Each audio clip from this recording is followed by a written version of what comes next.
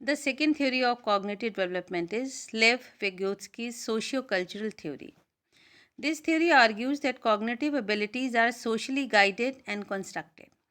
As such, culture serves as a mediator for the formation and development of specific abilities such as learning, memory, attention and problem solving. विगोत्स्की के हिसाब से जो socio cultural factors होते हैं उनका हमारे cognitive development में main role होता है. Vygotsky's theories stress the fundamental role of social interaction in the development of cognition, as he believed strongly that community plays a central role in the process of making meaning. तो विगोत्स्की का जो basic orientation basic focus था वो social interaction पे था कि हमारा जैसा कल्चर होता है और जिस कम्युनिटी में या जिस सोसाइटी में हम रहते हैं वो एक सेंट्रल रोल प्ले करता है in developing the cognitive thoughts and in generating the cognitive thoughts in the mind of the individual. मतलब वो इंडिविजुअल को सिखाता है कि वो डिफरेंट चीज़ों को किस टाइप से मीनिंग देगा. ये सोशल इंटरैक्शन जो होता है that plays a very important role in the cognitive development of the individual. Vygotsky's socio-cultural theory views human development as a socially mediated process in which children acquire their cultural values, belief, and problem-solving strategies through collaborative dialogues with more knowledgeable members of society. Vygotsky's theory is comprised of concepts such as culture-specific tools, private space, and the zone of proximal development. विगोत्स्की के हिसाब से हमारा जो cognitions का development होता है वो individual social interaction के थ्रू एक्वायर करता है. और ये सोशल इंडिविजुअल जो ये सोशल इंटरेक्शन होता है ये उससे जो ज़्यादा एक्सपीरियंस लोग होते हैं उनके साथ इंटरेक्ट करके उनके साथ कम्युनिकेट करके. जैसे बच्चे में कॉग्निशंस कहाँ से डेवलप होते हैं, उसके पेरेंट्स से डेवलप होते हैं. पेरेंट्स उससे ज़्यादा एक्सपीरियंस्ड होते हैं. जो उसकी क्वेरीज होते हैं वो उसे पेरेंट्स से पूछ के उनको रिजॉल्व करता है. जो पेरेंट्स करते हैं बच्चा उनकी ऑब्जर्वेशनल लर्निंग करता है. पेरेंट्स उसको मॉरलिटी के बारे में बताते हैं, what is good and what is bad. तो ये सारी चीज़ें जो हैं ये this all thing is happening in the personality of the individual because of social interaction. तो ये जितने भी कॉग्निशंस होते हैं the way a person perceive the thing, the way he is going to interpret the thing, the way he is going to handle his emotionally charge situation, it all depends upon the cognitions which are developed through the process of social interaction. He was convinced that learning occurred through interactions with others in our community. Peers, adult, teachers and other mentors. और ये जो interaction वाले individuals हो सकते हैं कौन हो सकते हैं, हमारे फ्रेंड्स हो सकते हैं, हमसे बड़े लोग हो सकते हैं, हमारे टीचर्स हो सकते हैं, हमारे नेबर्स हो सकते हैं या हमारे मेंटोर्स हो सकते हैं जो हमें शेप करते हैं, हमारे अच्छे या बुरे के बारे में बताते हैं, हमें डायरेक्ट करते हैं, गाइड करते हैं. Vygotsky sought to understand how people learn in a social environment and created a unique theory on social learning. He encouraged more interactive activities to promote cognitive growth, such as productive discussions, constructive feedback, and collaboration with others. Vygotsky also stated that culture was a primary determinant of knowledge acquisition. विगोत्स्की के हिसाब से जो कुछ भी हमारा cognitive growth होती है वो क्यों होती है, प्रोडक्टिव डिस्कशन की वजह से होती है. प्रोडक्टिव डिस्कशन क्या होता है, जैसे अगर हमें हमारी कुछ क्वेरी है हम अपने पेरेंट्स से पूछते हैं, टीचर्स से पूछते हैं, तो जो हमें उसके बारे में डिस्कशन उसका हमारे सामने होता है, उसके प्रोज एंड कॉन्स हमें पता चलते हैं, that is known as the productive discussion. The discussion which is meant to gain something, which is a step to acquire knowledge, to acquire more information from our situation. Constructive feedback क्या होता है कि अगर हमने कोई चीज़ गलती करी है तो सामने वाला हमें किस टाइप से गाइड कर रहा है कॉन्स्ट्रक्टिवली, मतलब इस तरीके से कि हमारा मोरल भी ना डाउन हो और हम उस फील्ड में अपनी गलतियों को सुधार के अच्छे काम करें और सही डायरेक्शंस पे चलें. And collaboration with others. अकेले कल बहुत बार ऐसा होता है we are not able to do certain things independently और इन आइसोलेशन, तो in that situation we collaborate with others. तो ये जितनी सारी चीज़ें होती हैं, प्रोडक्टिव डिस्कशन हो गया, कंस्ट्रक्टिव फीडबैक हो गया, या दूसरों के साथ मिलजुल के काम करना, ये सारी चीज़ें हमारी कॉग्निटिव ग्रोथ के लिए बहुत इम्पॉर्टेंट होती हैं. और हमारी नॉलेज एक्विजिशन में, मतलब हमारी लर्निंग में, हम क्या लर्न कर रहे हैं, क्या हमारी नॉलेज का स्टेटस है, इसमें culture is the prime factor. So his points included the argument that language supports other activities such as reading and writing.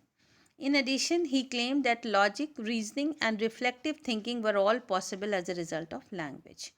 This led to the development of instructional strategies to support growth in literacy as well as a reassessment of the classroom setup. तो ये जो instructional strategies होती हैं कि किस type से क्या हमें करना चाहिए, कैसे हमारी लैंग्वेज का डेवलपमेंट हो रहा है, रीडिंग राइटिंग कैसे करनी है, क्या हमारे एक्टिविटीज़ हम डालें जिससे हमारी जो लॉजिक हो वो और इन्हांस हो, रीजनिंग कैपेसिटी हमारी बढ़े. सो this all comes under the category of instructional strategy to support growth in literacy. Vygotsky outlined three main concepts related to cognitive development. First is culture is sufficient in learning. Language is the root of culture, and individuals learn and develop within their role in the community. Now we come to the first point. Now, what is culture? It can be defined as the moral values and beliefs of its own community members which are held in place with systems and establishment. Culture होता क्या है? हम जिस society में रहते हैं उस society के कुछ रूल्स एंड रेगुलेशंस, कुछ मॉरल वैल्यूज़, कुछ उसके नॉर्म्स होते हैं, कुछ बिलीव्स होते हैं. इनका जो एक कंपोजिट ग्रुप होता है, that is known as the culture. This culture is shaped over time as a result of specific events whose messages are then conveyed to its members. Vygotsky explained that culture consistently affects cognitive development by affecting human behavior. हमारा जैसा culture होता है हमारा behaviour वैसा ही हो जाता है, क्योंकि हम जिस सराउंडिंग में रहते हैं, जिस एनवायरनमेंट में रहते हैं. अगर हमारा कल्चर हमें ये सिखाता है कि we should be humble to others, तो हमारा नेचर हम्बलनेस का आ जाएगा. अगर हमारा कल्चर ये सिखाता है कि हमें बहुत हार्शनेस से पेश आना चाहिए दूसरों के सामने, तो हमारी पर्सनालिटी वैसी ही बन जाती है, क्योंकि individual is a social animal and he follows all the social norms prescribed by its society. तो समाज के द्वारा निर्धारित किए गए जो रूल्स एंड नॉर्म्स एंड जो गाइडलाइंस होती हैं इंडिविजुअल उसे फॉलो करने की कोशिश करता है. तो वो जिस सराउंडिंग में रहता है उस सराउंडिंग में डिज़ायरेबल बिहेवियर क्या होता है जो कल्चर के द्वारा प्रिस्क्राइब्ड होता है. कल्चर के द्वारा क्या प्रिस्क्राइब्ड होता है? जिसको majority of the people follow करते हैं, वो हमारे लिए डिज़ायरेबल बिहेवियर होता है. तो कल्चर हमारे बिहेवियर को अफेक्ट करती है और इसीलिए हमारा जो कॉग्निटिव डेवलपमेंट होता है वो अफेक्ट होता है. और चूँकि कॉग्निशन से हमारा बिहेवियर डायरेक्ट होता है, इसीलिए कॉग्निशन हमारा अफेक्ट होता है. तो कॉग्निशन की वजह से ह्यूमन बिहेवियर भी हमारा पॉजिटिवली या निगेटिवली अफेक्ट होता है. Second is the development of speech occurs in three stages: external, egocentric, and inner speech. External or social speech occurs from birth until the age of 3. Babies use language to communicate their feelings, express their emotions, and share simple words. Even though babies use language to control their needs, the people around them express approval or disapproval based on their behavior. This leads to cognitive development within the individual. External या social speech क्या होती है? जो बच्चा बोलता है, जो अपने एक्सप्रेशंस, अपने थॉट्स को, अपनी फीलिंग्स को एक्सप्रेस करता है, that is known as the external speech. Egocentric speech क्या है? It occurs between the ages of 3 and 7.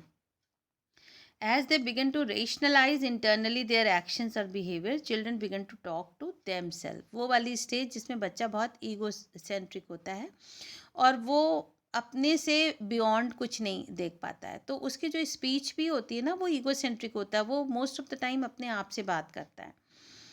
And this inner speech helps them to control their reasoning and organise their thought. तो ये जो egocentric या जो inner speech होता है जिसमें बच्चा एक्सटर्नली नहीं बोलता है बल्कि खुद से बोलता है, इसमें वो अपने थॉट्स को एनालाइज करता है एंड उसकी जो रीजनिंग कैपेसिटी होती है वो बिल्डअप होती है. Vygotsky specified that the conclusion should be made based on the behavior of a student in a social setting. He did not place emphasis on intelligence itself. Instead, Vygotsky proposed the idea of the zone of proximal development. which distinguishes between what a child is able to accomplish independently and what they achieve under close guidance from a teacher. This is known as the zone of proximal development. इसमें अगर आप ये zone देखें इस picture में तो 3 zone है. जो सबसे इनर जोन है that is learner can do unaided. ये वो जोन है जिसके लिए इंडिविजुअल को किसी सपोर्ट की ज़रूरत नहीं होती. इस काम को करने के लिए ही सेल्फ सफिशिएंट. सेकेंड जोन कौन सा आता है? जोन ऑफ प्रॉक्सिमल डेवलपमेंट का सेकेंड जोन है learner can do with guidance. इस एरिया में जो टास्क आते हैं सेकेंड वाले जोन में, इसमें जो लर्नर होता है वो गाइडेंस के थ्रू कर सकता है. मतलब अनएडेड नहीं कर सकता है. अगर उसको दूसरों की हेल्प मिल जाए तो he is able to perform that particular task. और जो ये लास्ट वाला एरिया है आपका, इसमें जो इंडिविजुअल है learner can not do it. तो these are the 3 proximal zones describe by Vygotsky. और इसमें इन्होंने ये बताया है कि what a child is able to accomplish independently and what he or she achieve under close guidance from a teacher and what he is not able to do at all. Now, in spite of all its good points, जैसे उन्होंने culture के ऊपर बहुत focus किया और interpersonal relations पे, social interaction पर, but in spite of all these things his theory is criticised on the point of zone of proximal development. One of the most important aspect of Vygotsky theory is very much criticized, that is the zone of proximal development.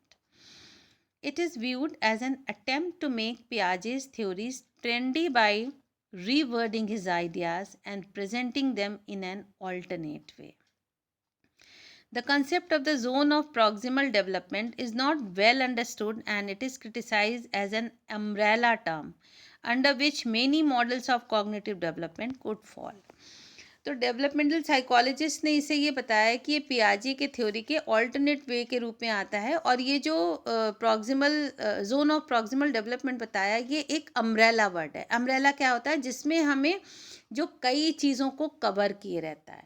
तो इस सिर्फ एक term के basis पे बहुत सारी चीज़ें elaborate की जा सकती हैं और इसमें बहुत सारे मॉडल्स हो सकते हैं कॉग्निटिव डेवलपमेंट के, जिनको इसके थ्रू एक्सप्लेन कर सकते हैं. तो मतलब कहने का क्या मतलब है कि ये बहुत स्पेसिफिक नहीं है. This is like the umbrella word used to interpret many models of cognitive development. Overall, Piaget's work has been more heavily scrutinized than Vygotsky's. This is due to the ambiguous nature of Vygotsky's theories, which make them difficult to test and measure. Ambiguity के basis पे, अब चूंकि ये जो उनका main point है ना, zone of proximal development, जिसमें उन्होंने बताया कि this is not very specific and this is a sort of an umbrella term. तो umbrella term में बहुत सारी चीज़ें हो सकती हैं, तो this is not very clear. So बहुत सारी टाइप की एम्बिग्यूटी इन्वॉल्व है in this term known as the zone of proximal development. अब पियाजे एंड विगोत्स्की की कॉग्निटिव डेवलपमेंट थ्योरी में बहुत सारी सिमिलैरिटी हैं और बहुत सारे डिफरेंसेस हैं. तो first we will deal with the similarities between पियाजे and Vygotsky's cognitive development theories. First similarity is children learn increasingly complex information and skill as they get older. Initially वो सिंपल चीज़ें सीखते हैं और जैसे जैसे बड़े होते जा रहे हैं वो कॉम्प्लेक्स कॉग्निटिव इंफॉर्मेशंस को रिसीव करते हैं और सीखते हैं. Second, emphasis on both nature and nurture. मतलब हेरिडिटी और इन्वायरमेंट को दोनों ने ही फोकस किया है. Both recognize the role of heredity and maturation of the brain and body, that is nature. Piaget recognizes how children meet the demands of their environment. And the third is children's cognitive abilities develop in a sequence and particular abilities develop at certain stages. मतलब दोनों ने ही मतलब ये माना है कि जो cognitive development होता है ये एज स्पेसिफिक होता है और उस पर्टिकुलर एज में कुछ माइलस्टोन्स बच्चे के द्वारा अचीव कर लिए जाने चाहिए. दोनों ने ही हेरिडिटी और इन्वायरमेंट के ऊपर फोकस किया है. दोनों ने ही ये बताया है कि बच्चा पहले सिंपल टास्क सीखता है, उसके बाद कॉम्प्लिकेटेड टास्क सीखता है. नाउ डिफरेंसेस बिटवीन पियाजे एंड विगोत्स्कीज थ्योरी. पियाजे, cognitive development is driven by a child's inbuilt tendency to adapt to new experiences, while Vygotsky believed that cognitive development is driven by social interaction. According to Piaget, children learn through active self-discovery, while Vygotsky believed that children learn through instruction and guidance. Piaget believed cognitive development is the same universally, while Vygotsky said that it differs across culture and times. पियाजे के हिसाब से जो cognitive development होते हैं, जो उन्होंने development की 4 stages बताई हैं, ये यूनिवर्सल होती हैं किसी भी टाइम किसी भी कंडीशन में, जबकि according to Vygotsky cognitive development is dependent upon the culture. अगर कल्चर वेरी करता है तो उनका कॉग्निटिव डेवलपमेंट भी वेरी कर जाएगा. Fourth difference is language is a result of cognitive development according to Piaget, but according to Vygotsky, language is done through being taught by a more knowledgeable other.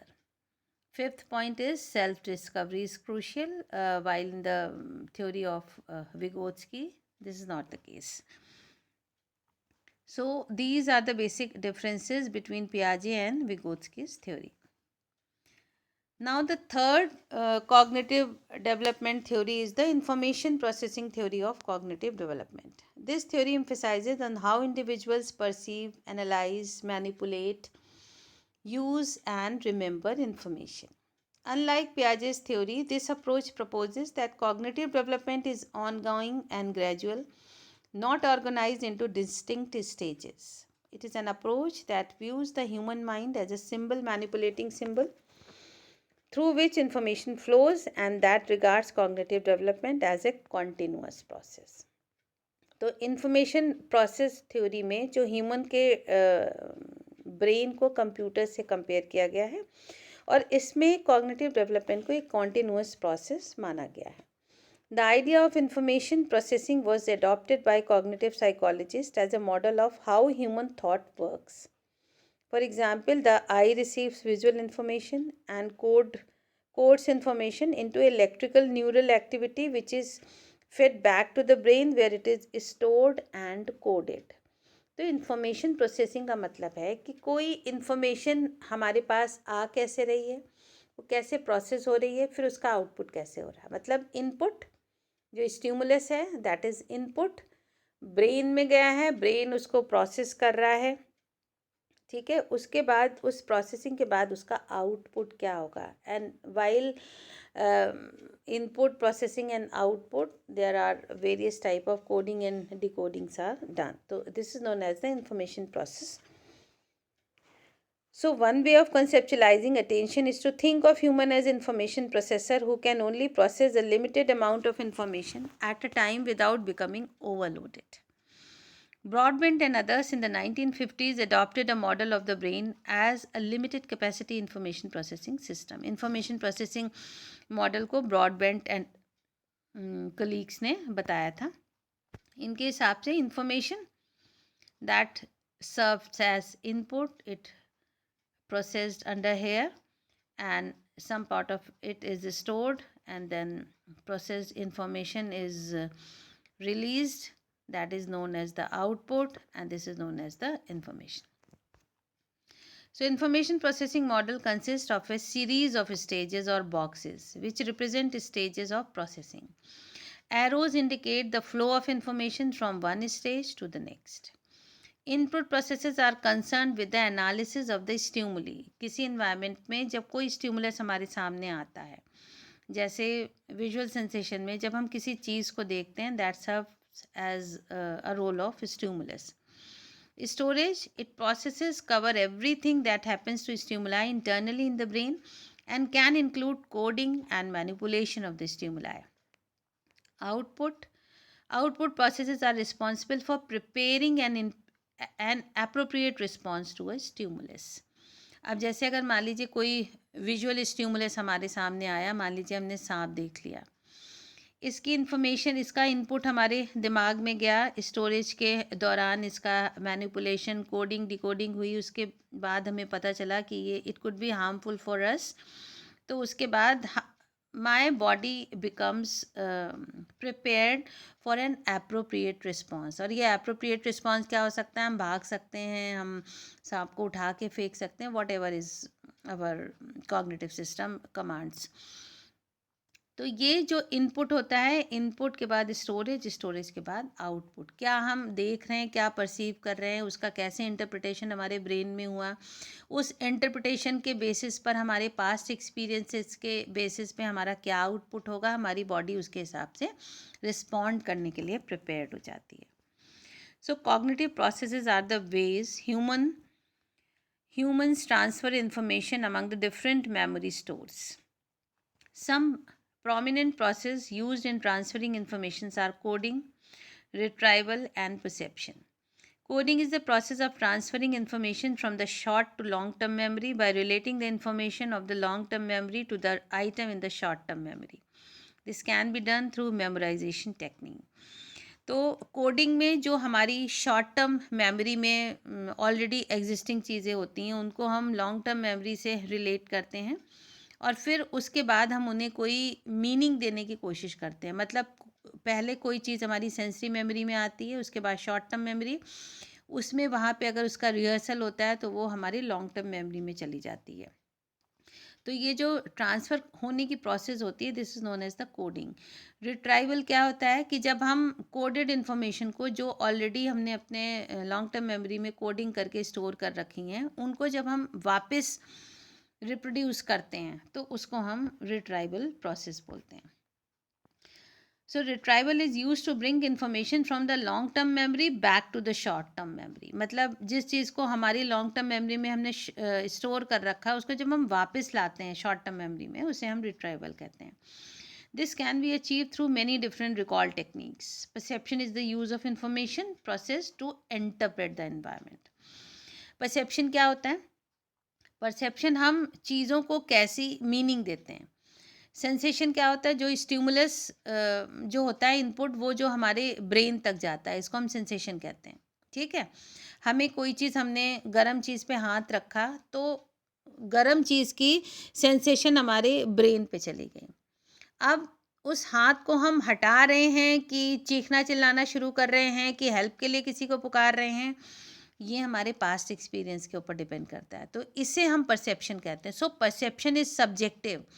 Perception सबका vary कर सकता है. कोई बहुत तेज़ से रोने लगेगा, कोई गरम ऑब्जेक्ट को फेंक देगा, कोई अपना हाथ हटा लेगा. तो there are so much responses for a certain situation. और ये इतने वैरीड रिस्पॉन्सेज क्यों होते हैं? It all depends upon the perception of the individual. तो सेंसेशन तो ऑब्जेक्टिव चीज़ होती है, but perception is always subjective.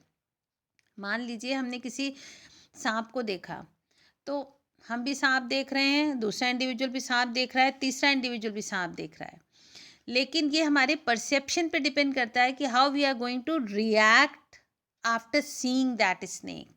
कुछ इंडिविजुअल उसको उठा के फेंक देंगे, कुछ इतना वो हो जाएंगे, पैनिक हो जाएंगे कि बेहोश हो जाएंगे, कुछ चीखना चिल्लाना शुरू कर देंगे. तो ऑब्जेक्ट एक ही है, स्टिमुलस एक ही है, but three individual are reacting differently to the same stimulus. This is known as the perception.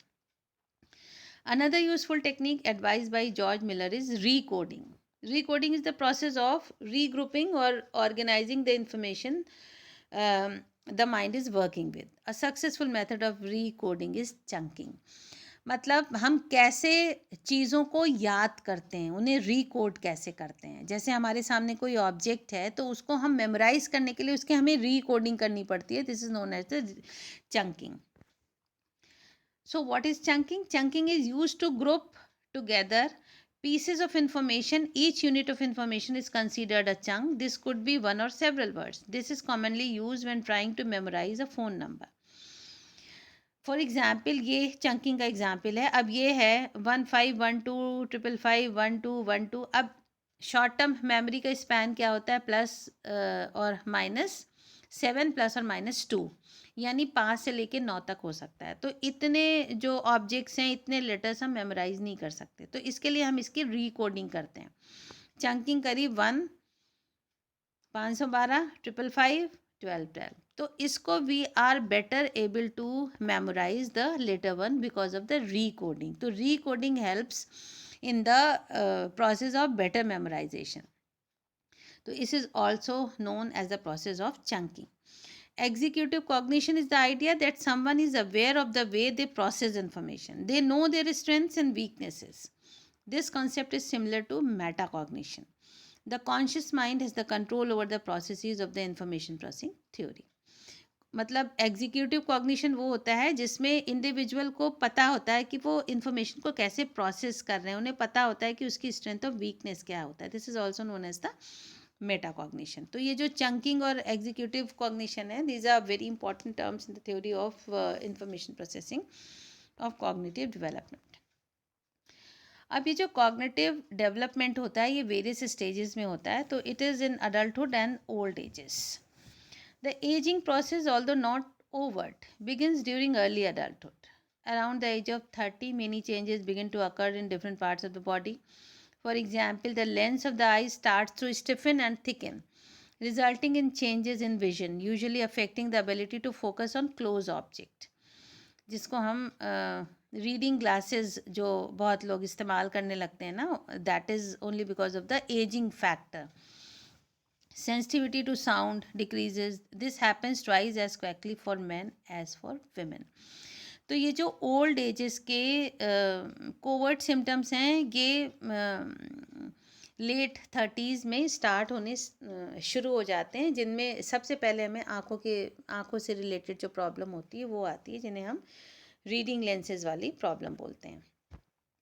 Hair can start to thin and become grey around the age of 35. Although this may happen earlier for some individual and later for others. मतलब इसमें individual differences होते हैं. The skin becomes drier and wrinkles start to appear by the end of early adulthood. The immune system becomes less adept at fighting off illness and reproductive capacity starts to decline. मतलब hair fall होना शुरू हो जाता है, झुर्रियाँ पड़नी शुरू हो जाती हैं, फर्टिलिटी रेट कम हो जाती है, इम्यून सिस्टम वीक हो जाता है, जिसकी वजह से जो बच्चे और बूढ़े एक जैसे कहे जाते हैं ना, तो उनका भी इम्यून सिस्टम वीक होने लगता है. उनकी इम्यूनिटी ग्रो कर रही होती है और इधर जो एल्डरली लोग होती हैं उनकी इम्यूनिटी कम हो रही होती है. तो इसलिए ये चेंजेस होते हैं जो एजिंग के साइन होते हैं और ये स्टार्ट हो जाते हैं in the late 30s. With advancing age, healthy adults typically exhibit decrease in performance across many different cognitive abilities such as memory, processing speed, spatial ability, and abstract reasoning. However, there are marked individual differences in rates of cognitive decline, with some adults declining steeply and others maintaining high levels of functioning.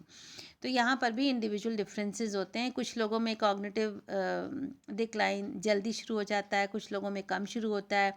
और ये जो cognitive decline होता है ये भी task specific होता है. जैसे कुछ चीज़ों में कॉग्निटिव डिक्लाइन होता है लेकिन कुछ में ग्रोथ होती है. तो it all depends upon the nature of task. Cognitive decline is inevitable, but the extent to which it occurs and the rapidity of onset varies among the individual. मतलब cognitive decline होता ही होता है कुछ चीज़ों में, that is invariable, लेकिन ये कितना और कब होगा इसमें individual differences होते हैं. There is much evidence that cognitive decline is neither uniform among people nor it is uniform across the different cognitive functions of the brain. मतलब ये सारी जो मैंने बताया ना, नेचर ऑफ टास्क के ऊपर डिपेंड करता है. तो जो डिफरेंट फंक्शंस होते हैं ना उनमें यूनिफॉर्मिटी नहीं होती है. जैसे जो लैंग्वेज डेवलपमेंट होता है तो वोकेबलरी तो बढ़ती है लेकिन जो मेमोरी की कैपेसिटी होती है वो घटती जाती है. फॉरगेटिंग ज़्यादा होती है लेकिन जो हमारे वोकेबलरी की स्ट्रेंथ होती है वो नेचुरली ज़्यादा होती है. तो किस फंक्शन में कितना डिक्लाइन होगा, उनकी रेट क्या होगी, इसमें वेरिएशंस होते हैं. The inter-individual variability is likely caused by biological, psychological, health-related, environmental and lifestyle factors and mechanism. तो इंडिविजुअल डिफरेंसेस के लिए बहुत सारे फैक्टर्स होते हैं. हेरिडिटी हो गया एंड इन्वायरमेंट हो गया. मेन यही दो फैक्टर होते हैं. फिर आप इन्वायरमेंट में चाहे उसका फैमिली इन्वायरमेंट मान लीजिए, चाहे उसका एक्सपोजर मान लीजिए, चाहे डेवलपमेंटल फैक्टर्स मान लीजिए. तो they are so many factors but basically they are two factors. That is the interaction of heredity and environment. जिसका ये इंटरेक्शन बहुत एनरिच्ड होगा उसकी जो डिक्लाइन का इस पार्ट है वो कम स्टीप होगा. In general, however, the symptoms of cognitive decline that are associated with aging include slower inductive reasoning, slower problem solving, diminished spatial orientation, decline in perceptual speed, decreased numerical ability, losses in verbal memory, few changes in verbal ability. So these are the changes in cognitive ability of the individual across the ages. Cognition changes over a person's lifespan, peaking at around age 35 and slowly decline in later adulthood. Unlike our physical abilities, which peak in our mid 20s and then begin a slow decline, our cognitive abilities remain relatively steady throughout early and middle adulthood. मतलब early और middle adulthood तक ये इनमें प्लेटो आ जाता है, मतलब ना ये घटती हैं ना ये बढ़ती हैं. Since Piaget's theory of cognitive development, other developmental psychologists have suggested a fifth stage of cognitive development known as post-formal operational thinking. Early adulthood is a time of relativistic thinking, in which young people begin to become more aware of more complexities in life. This is known as the relativistic thinking. Two forms of intelligence, that is crystallized intelligence and fluid intelligence, are the main focus of middle adulthood. While crystallized intelligence grows steadily, fluid intelligence starts to decline even prior to mid adulthood. These are the basic differences in the fall and decline of these two types of intelligence. Now we are focusing on early adulthood. During early adulthood, cognition begins to stabilize, reaching a peak around the age of 35. Early adulthood is a time of relativistic thinking in which young people begin to become aware of more than simplistic view of right versus wrong. They begin to look at ideas and concepts from multiple angles and understand that a question can have more than one right or wrong answer. This is known as the relativistic thinking. Relativistic thinking का मतलब है कि thinking process थोड़ी complex हो जाती है. जैसे पहले बच्चा सोचता है कि मतलब एक प्रॉब्लम का यही सल्यूशन हो जाता है, लेकिन इस स्टेज पे मतलब जो बच्चा है वो ये रियलाइज़ करता है कि one problem can have multiple solutions, और एक चीज़ को सॉल्व करने के डिफरेंट एंगल या डिफरेंट तरीके भी हो सकते हैं. So, the need for specialization results in pragmatic thinking. What is pragmatic thinking? Using logics to solve real world problems while accepting contradictions, imperfections, and other issues. This is known as the pragmatic thinking. Finally, young adults develop a sort of expertise in either education or career, which further enhances problem solving skill and the capacity for creativity. So, relativistic thinking and pragmatic thinking. These are the focus of early adulthood. Now moving towards middle adulthood. Two forms of intelligence, crystallized and fluid, are the main focus of middle adulthood. Our crystallized intelligence is dependent upon accumulated knowledge and experience. It is the information, skill, and strategies we have gathered throughout our lifetime. This is known as the crystallised intelligence. हमारे जितने schemas हैं, जितना हमारा experience है, जितनी हमारी information है, this is all known as the crystallised intelligence. Fluid intelligence, on the other hand, is more dependent on basic information processing skill and starts to decline even prior to middle adulthood. Cognitive processes speed slows down during this stage of life, as does the ability to solve problems and divide attention. However, practical problem solving skills tend to increase. These skills are necessary to solve real world problems and figure out how to best achieve a desired goal. So, the basic cognitive functions most affected by age are retention and memory. Neither of these are unitary functions, however, and evidence suggests that some aspect of attention and memory hold up well with age while others show significant decline. Higher level cognitive functions such as language processing and decision making may also be affected by age. These tasks naturally rely on more basic cognitive functions and will generally show deficits to the extent that those fundamental processes are impaired. तो ये जो cognitive development होते हैं across the adult, early adulthood, middle adulthood and let adulthood, तो ये जो इनमें variations होते हैं ना, ये स्टीडी एंड यूनिफॉर्म नहीं होते हैं। इनमें इंडिविजुअल डिफरेंसेस होते हैं। कुछ चीज़ें अर्ली डिक्लाइन होनी शुरू हो जाती हैं, कुछ चीज़ें लेट डिक्लाइन होनी शुरू होती हैं, और कुछ चीज़ों में ग्रोथ भी देखने को मिलती है। अटेंशन का पार्ट जो होता है, जो हमारे रिफ्लेक्सेस होते हैं, इन सब में डिक्लाइन शो होना शुरू हो जाता है। और जो हायर लेवल कॉग्निटिव फंक्शंस होते हैं, उन पर भी एज का नेगेटिव इफ़ेक्ट पड़ता है। So this was all about cognitive development.